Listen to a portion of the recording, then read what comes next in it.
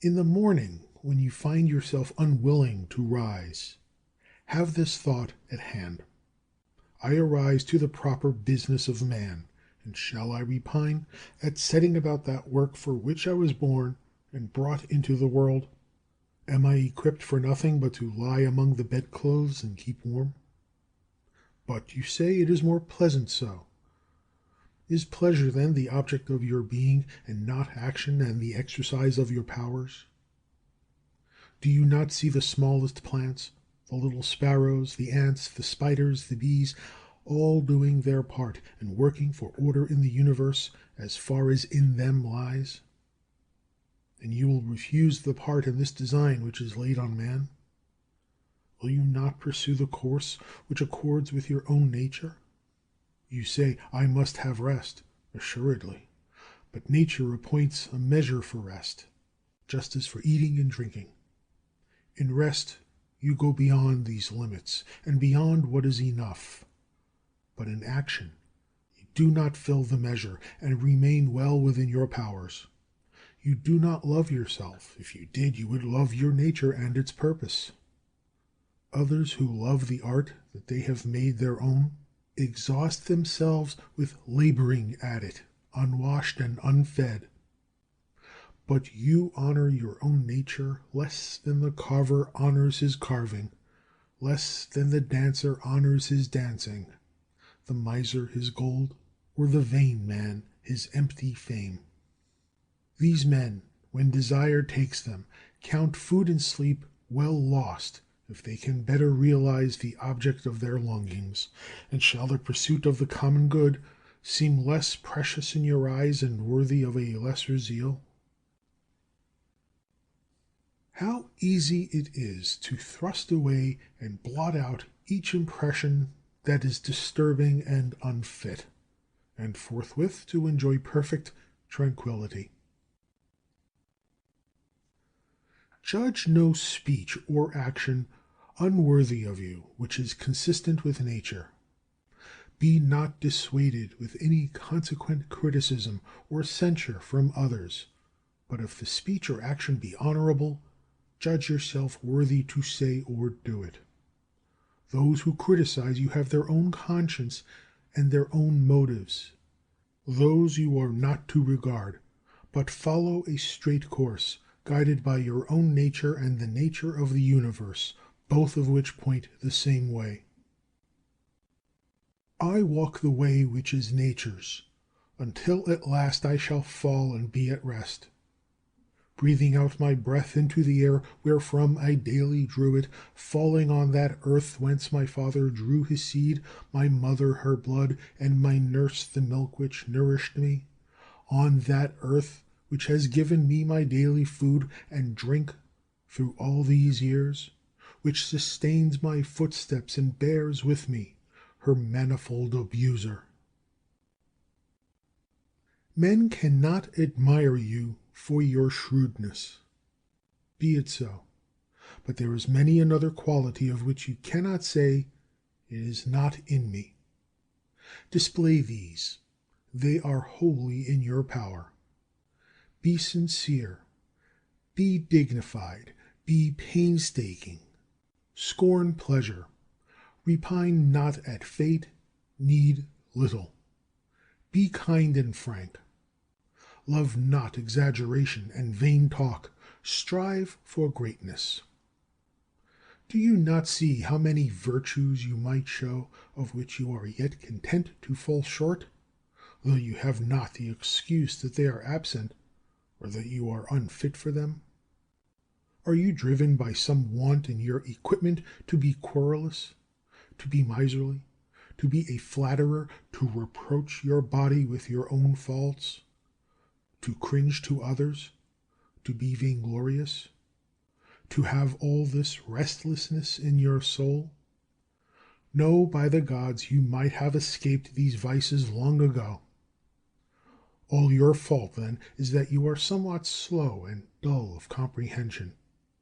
This you should strive to correct by exercise, neither neglecting your dullness nor taking a mean pleasure in it.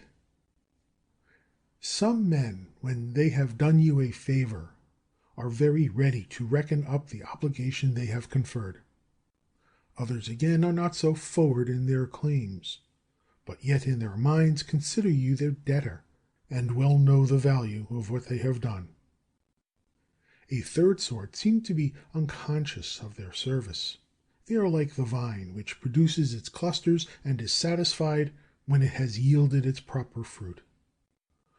The horse when he has run his course, the hound when he has followed the track, the bee when it has made its honey, and the man when he has done good to others, make no noisy boast of it, but set out to do the same once more, as the vine in its season produces its new clusters again. Should we then be among those who, in a manner, not know what they do? Assuredly, but this very thing implies intelligence, for it is a property of the unselfish man to perceive that he is acting unselfishly, and surely to wish his fellow also to perceive it. True, but if you misapprehend my saying, you will enter the ranks of those of whom I spoke before. They too are led astray by specious reasonings. But if you have the will to understand what my principle truly means, fear not that in following it you will neglect the duty of unselfishness. This is a prayer of the Athenians. Rain, rain, dear Zeus, on the plains and plowlands of the Athenians. Man should either not pray at all, or pray after this frank and simple fashion. Just as one says that Aesculapius had prescribed a course of riding for someone, or the cold bath, or walking barefooted, so it may be said that the guiding mind prescribes for a man disease, or mutilation, or losses, or the like. Prescribed, in the first case, means that such treatment was enjoined on the patient as might coincide with the needs of his health. In the second, it means that each man's fortune is appointed to coincide with the purposes of fate. Now, the very word coincidence implies something like that correspondence of squared stones in a wall or pyramid, which workmen speak of when they fit them together in some structure. All things are united in one bond of harmony, and just as all existing bodies go to make the visible world what it is, so destiny, as the general cause, is compounded of all particular causes. The most unphilosophical grasp my meaning, for they say, fate gave this to so-and-so. This was appointed or prescribed for him. Let us then receive the decrees of fate as we receive the prescriptions of Aesculapius. He prescribes many things for us, and some of them are harsh medicines, yet we obey him gladly in the hope of health. Conceive, therefore, that, for nature, the doing of her work and the fulfilling of her purposes are, as it were, her health, and welcome all that happens, even should it seem hard fortune, because it tends to the health of the universe, and to the prosperity and felicity of Zeus. He would not have brought this or that on any man did it not contribute to the good of the whole, nor does any part of nature's system bring aught to pass which suits not with her government. For two reasons then you should content yourself with what befalls you. The first is that it was created and ordained for you, and was in a manner related to you from the beginning, in the weaving of all destinies from the great first causes. The second is that even what happens severally to each man contributes to the well-being and prosperity of the mind which governs all things, and indeed even to its continued existence. For the whole is maimed if you break in the slightest degree this continuous connection, whether of parts or causes, and this you are doing your best to break and to destroy whenever you repine at fate.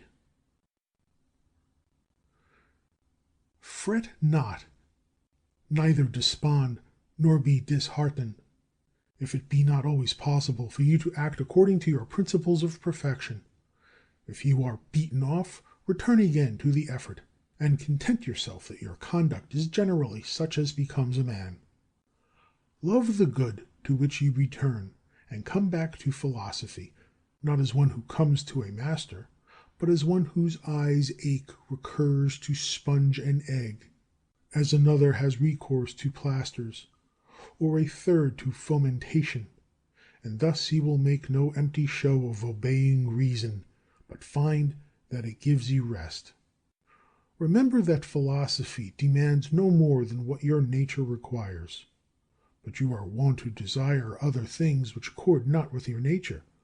For what, you say, can be more delightful than such things?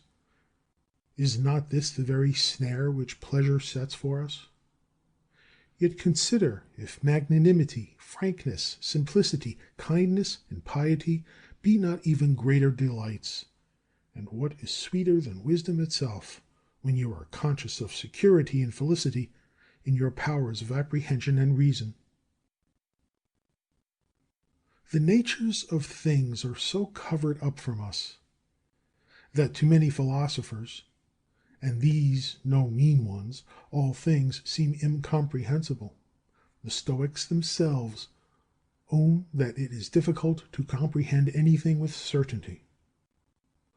All our assent is inconsistent, for where is the consistent man?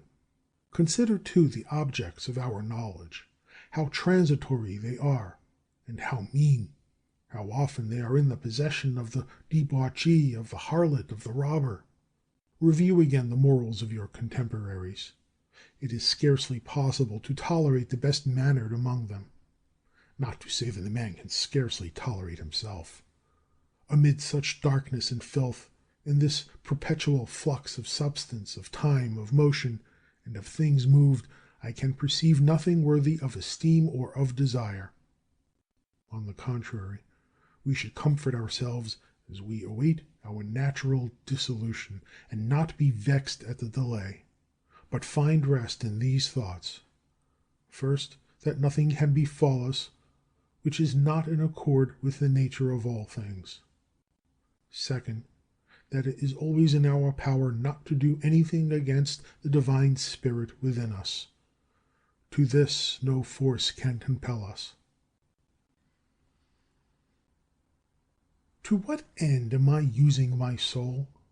Let me examine myself as to this on all occasions, and consider what is passing now in that part of me which men call the ruler of the rest.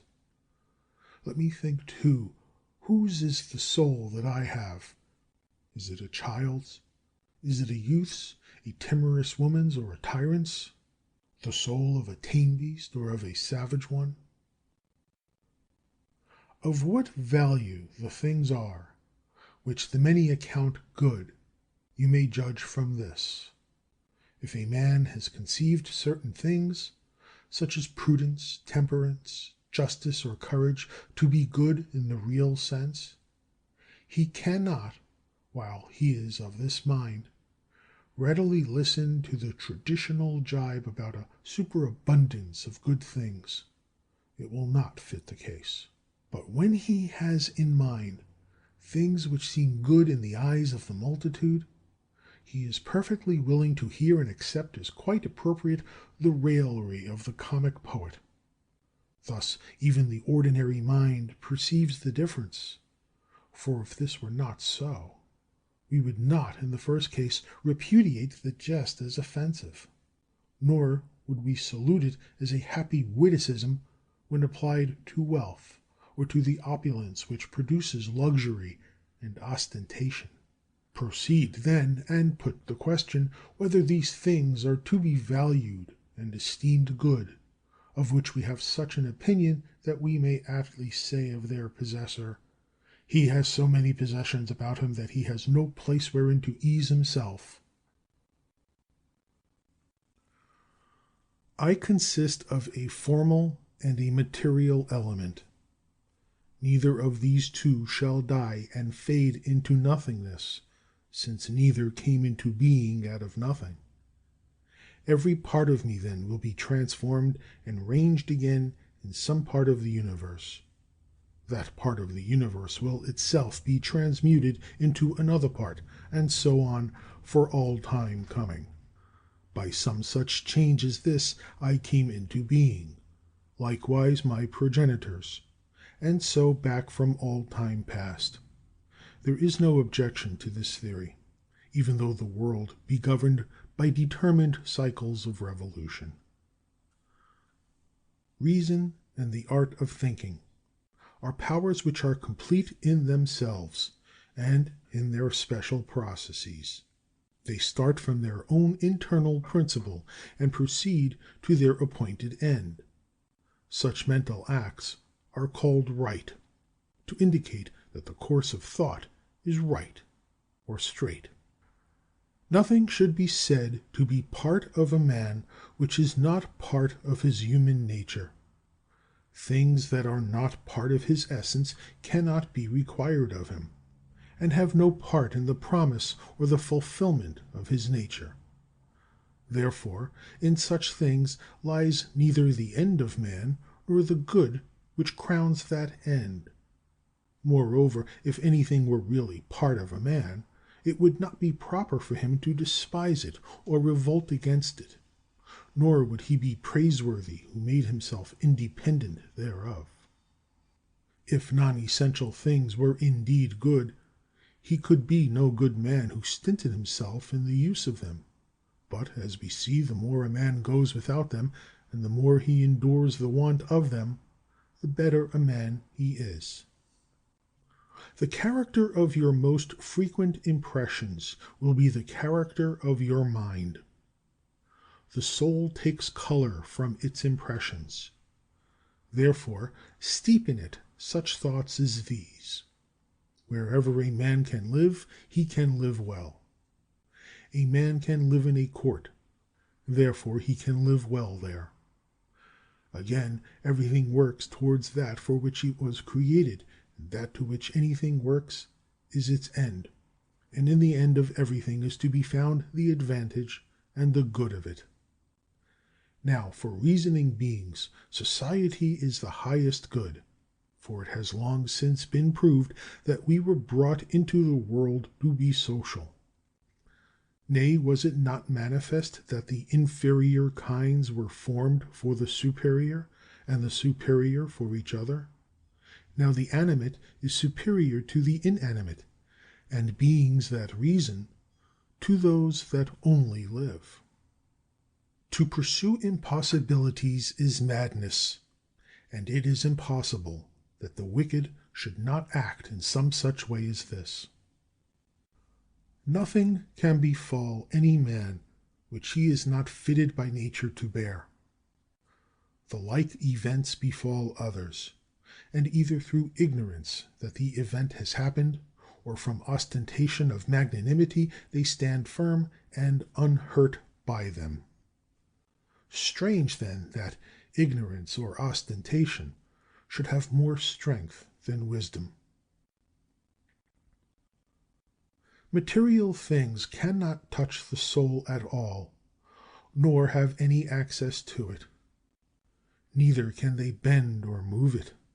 The soul is bent or moved by itself alone, and remodels all things that present themselves from without in accordance with whatever judgment it adopts within.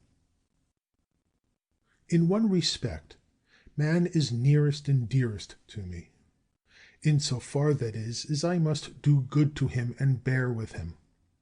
But in so far as some men obstruct me in my natural activities, man enters the class of things indifferent to me, no less than the sun, the wind, or the wild beast. By these, indeed, some special action may be impeded, but no interference with my purpose or with my inward disposition can come from them, thanks to my acceptive and modifying powers. For the mind can convert and change everything that impedes its activity into matter for its action. Hindrance in its work becomes its real help, and every obstruction makes for its progress. Reverence that which is most excellent in the universe, and the most excellent is that which employs all things and rules all. Likewise, reverence that which is most excellent in yourself. It is of the same nature as the former, for it is that which employs all else that is in you, and that by which your whole life is ordered. That which harms not the city cannot harm the citizen. Apply this rule whenever you have the idea that you are hurt. If the state be not hurt by this, neither am I harmed. And if the state be hurt, we should not be wrathful with him who hurt it. Consider where lay his oversight. Consider frequently how swiftly things that exist or are coming into existence are swept by and carried away.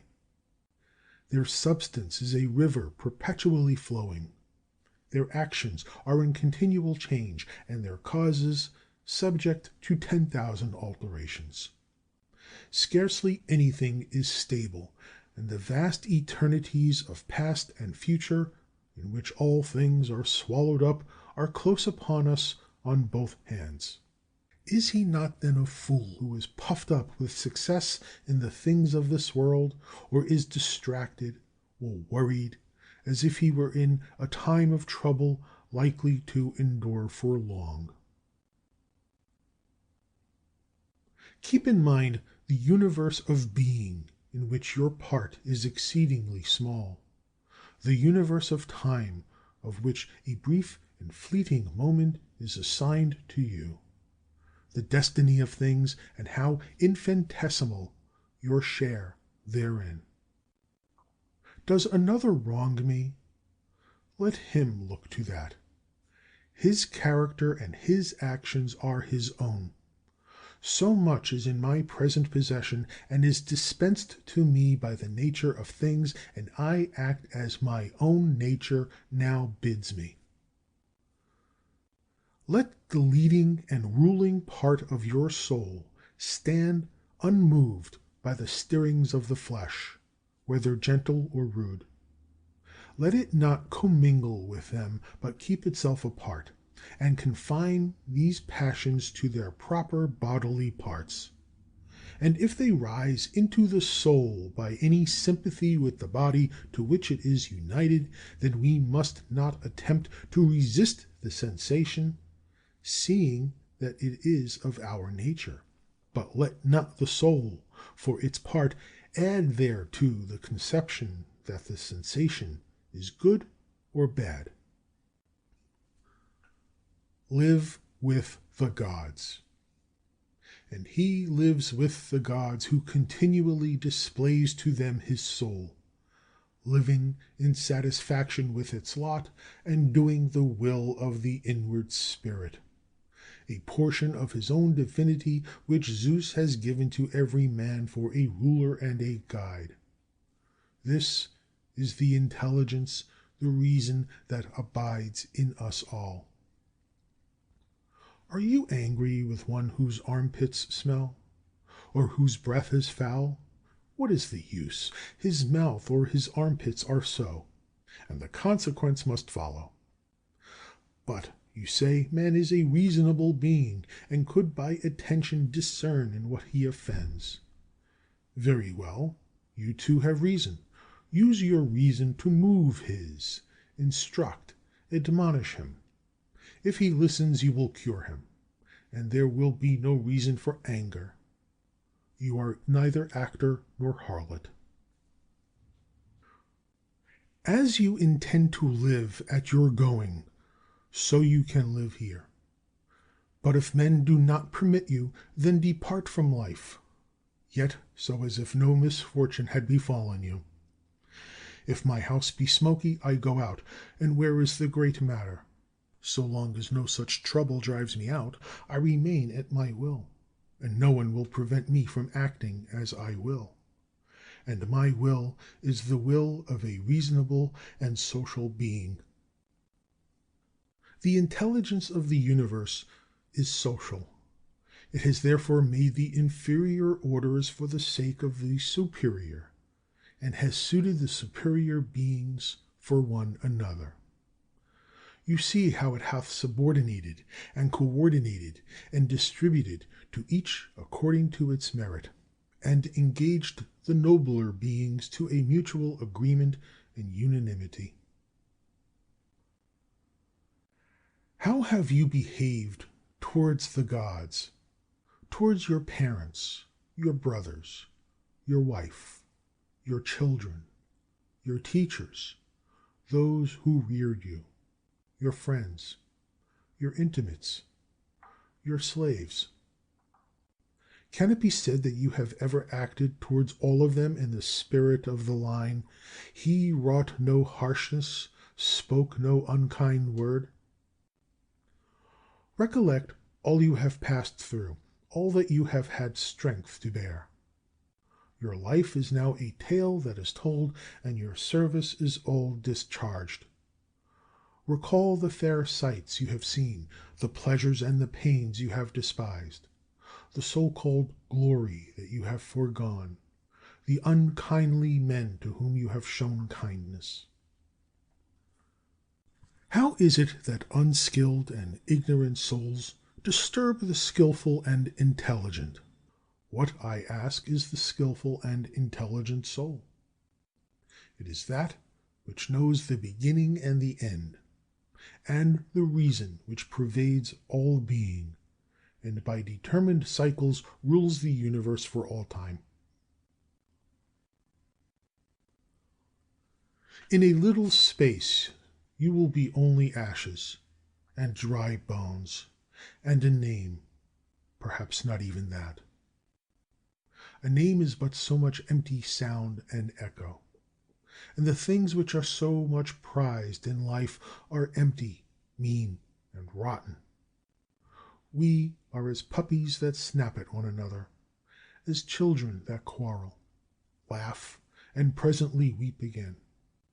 But integrity, modesty, justice, and truth, up from the wide-wayed earth, have soared to heaven.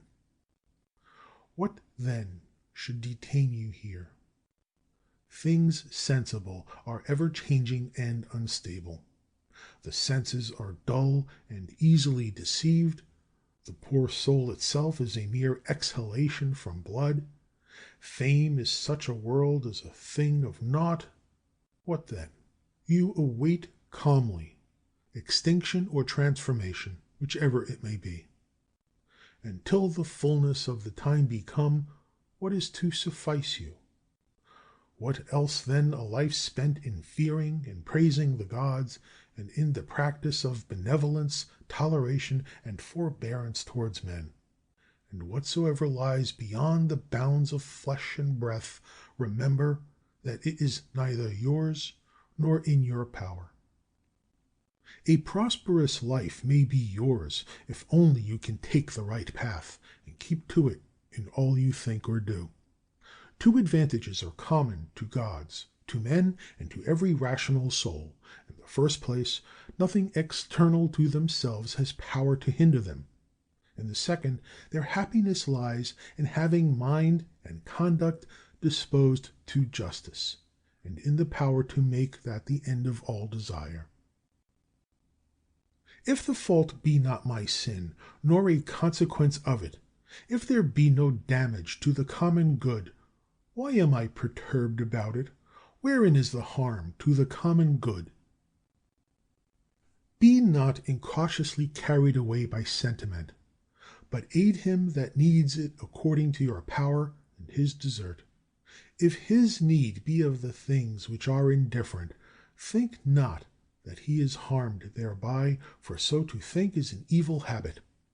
But, as in the comedy, the old man begs to have his foster child's top for a keepsake, though he knows well that it is a top and nothing more, so should you act also in the affairs of life. You mount the rostra and cry aloud, "O man, have you forgotten what is the real value of what you seek?" No, but the many are keen in their pursuit of it. Are you then to be a fool because they are? In whatever case I had been left, I could have made my fortune. For what is it to make a fortune but to confer good things upon one's self? And true good things are a worthy frame of mind, worthy impulses, worthy actions,